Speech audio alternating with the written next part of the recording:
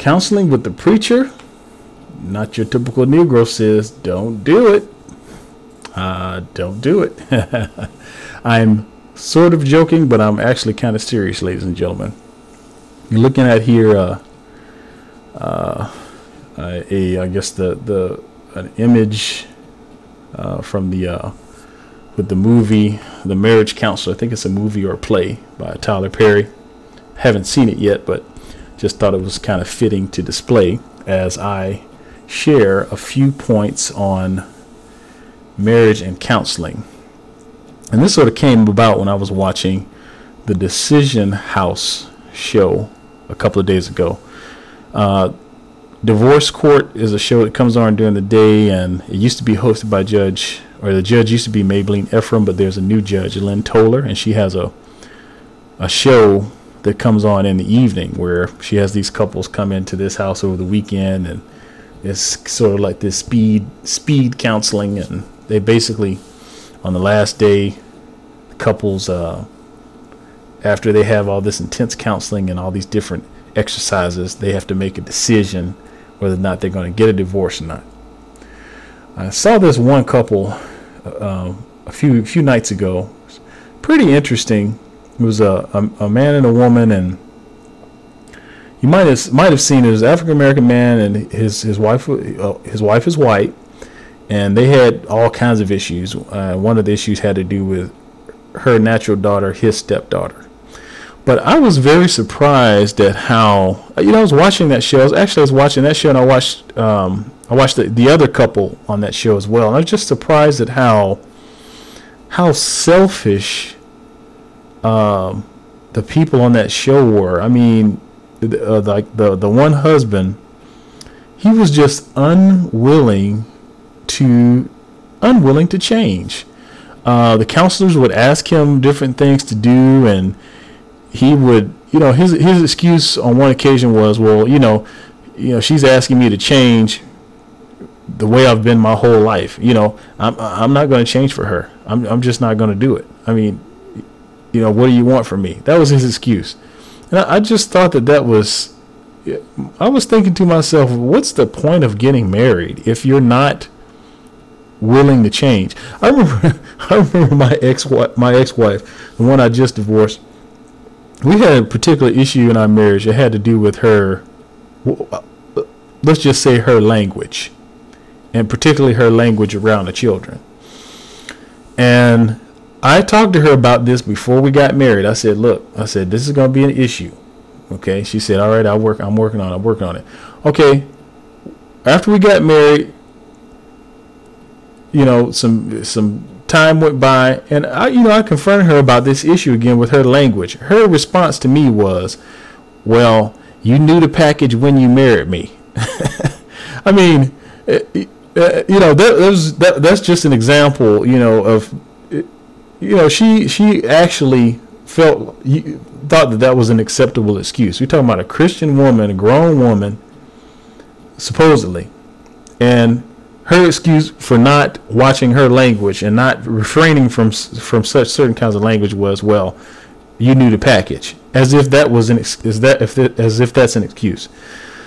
So I say that selfishness is the number one cause of divorce and marriage. A lot of people say, well, no, it's finances. Well, it's sex. Well, if you really drill down, look at these issues, whether it be sex, finances, infidelity. It comes down to one person, one party, or both parties taking something for themselves or choosing to indulge in something for themselves for their own benefit rather than the benefit of both parties. That is just that simple to me. Now, I will say that fear and mental illness are two very big issues behind divorce, and they are often masked as selfishness. So for example, fear. A person may, for example, in financial matters, may appear to be selfish, but it's really that maybe they are fearful of someone else be involved in what they have for a while considered their personal business. So that's not necessarily a selfishness issue. It's just a fear issue that sensitivity and cooperation, that can be worked out. Also, mental illness. There are a lot of people walking around that have issues. All of us have issues, but some of us have greater issues than others. And those issues are to the point to where they prevent people from being able to have healthy, long-lasting relationships. And we like to identify people as crazy when they present obvious, quote-unquote, signs to us, right? Like talking to yourself or, whatever, what have you.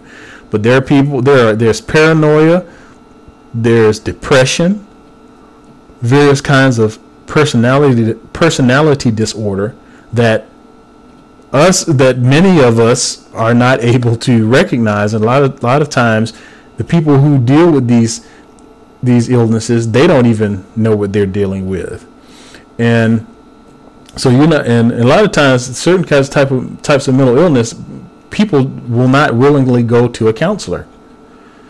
So these issues, now I can tell you personally, fear and mental illness were definitely issues that contributed to the demise of both my marriages.